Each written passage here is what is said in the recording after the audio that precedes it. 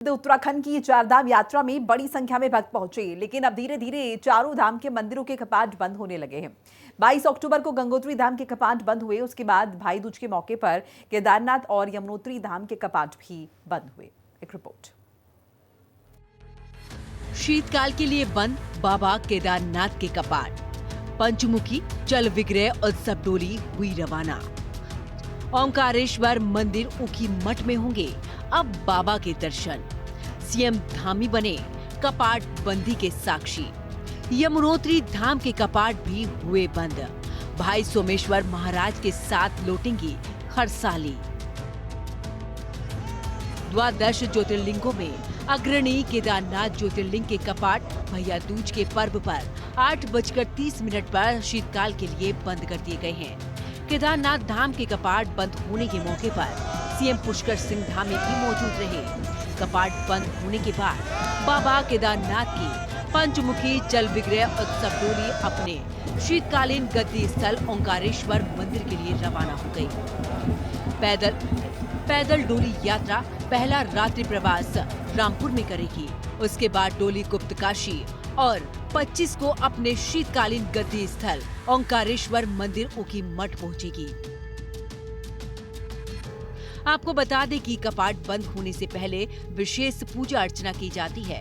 सुबह 4 बजे से 6 बजे तक बाबा केदार के स्वयंभू लिंग के समाधि पूजा अर्चना की गई। इसके बाद ठीक 6 बजे मंदिर के गर्भगृह के कपाट बंद कर दिए गए। 8:30 बजे बाबा केदार की डोली मंदिर से बाहर आई, जिसके बाद मुख्य द्वार के कपाट बंद कर दिए गए। कपाट बंद होने के बाद डोली ने मंदिर की एक परिक्रमा की और फिर अपने शीतकालीन गद्दी स्थल के लिए प्रस्थान किया। इस दौरान कपाट बंद होने के अवसर पर मुख्यमंत्री पुष्कर सिंह धामी भी मौजूद रहे। इस पल का मुख्यमंत्री पुष्कर सिंह धामी साक्षी बने। उन्होंने बाबा केदार के दर्शन कर आशीर्वाद लिया, जिसके बाद वो लोगों के बीच पहुंचे और मीडिया से मुखातिब होते हुए कहा कि इस बार चारधाम यात्रा में रिकॉर्ड तोड़ यात्री पहुंचे। अकेले केदारनाथ धाम में ही 17.5 लाख से ज्यादा श्रद्धालुओं ने दर्शन किए। 3 महीने तक आपदा के बावजूद बड़ी संख्या में श्रद्धालु पहुंचे हैं, बाबा के दर्शन किए। इसके साथ ही निर्माण कार्य भी जल्द पूरे हो जाएंगे।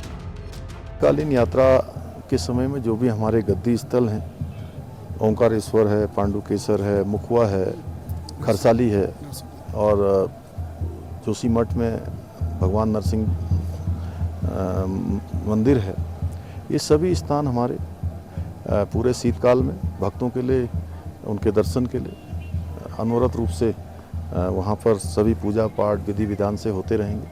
मैं सभी देश भर के सभी भक्तों से, श्रद्धालुओं से ये कहना चाहता हूँ कि वो शीतकाल का भी अपना यहाँ का प्रोग्राम बनाएं। उसके लिए भी हमने सब तैयारियां यहाँ पर की है। पिछले वर्ष से शीतकालीन यात्रा प्रारंभ की है।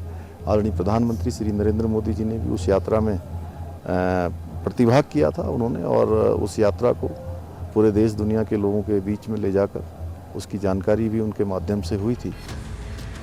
यमुनोत्री धाम के कपाट भी भैया दूज के मौके पर पूरे विधि विधान धन लग्न अमृत बेला पर दोपहर 12:30 पर शीतकाल के लिए बंद हो चुके हैं। बड़ी संख्या में श्रद्धालु मौजूद रहे। यमुनोत्री धाम में श्रद्धालु की संख्या की बात करें तो करीब 6 लाख से ज्यादा बताई जा रही है। मां यमुना अब अपने मायके खरसाली गांव में स्थित यमुना मंदिर के लिए रवाना हुई। इससे पहले शनिदेव महाराज सोमेश्वर महाराज की डोली अपनी बहन को लेने यमुनोत्री धाम के लिए रवाना हुई। उसके बाद 12:30 बजे बहन यमुना की डोली के साथ ये डोली वापस खरसाली लौटेगी। फिर शीतकाल के लिए भाई विराजमान कर दिया जाता है। उत्तराखंड में 4 धाम गंगोत्री, यमुनोत्री, केदारनाथ और बद्रीनाथ धाम 6 महीने के लिए श्रद्धालु के लिए खोले जाते हैं, क्योंकि चारों धाम ऊंचे हिमालय क्षेत्र में हैं। वहां पर सर्दी में जबरदस्त बर्फबारी होती है, वहां रहना बेहद मुश्किल होता है। ऐसे में 4 धाम के कपाट शीतकाल के लिए हर साल 6 महीने के लिए बंद किए जाते हैं।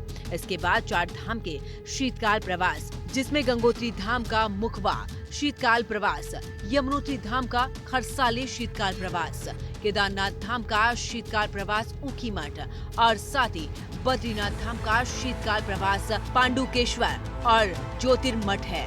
यहाँ पर श्रद्धालु भगवान के दर्शन करने पहुँचते हैं। ब्यूरो रिपोर्ट, हिंदी खबर।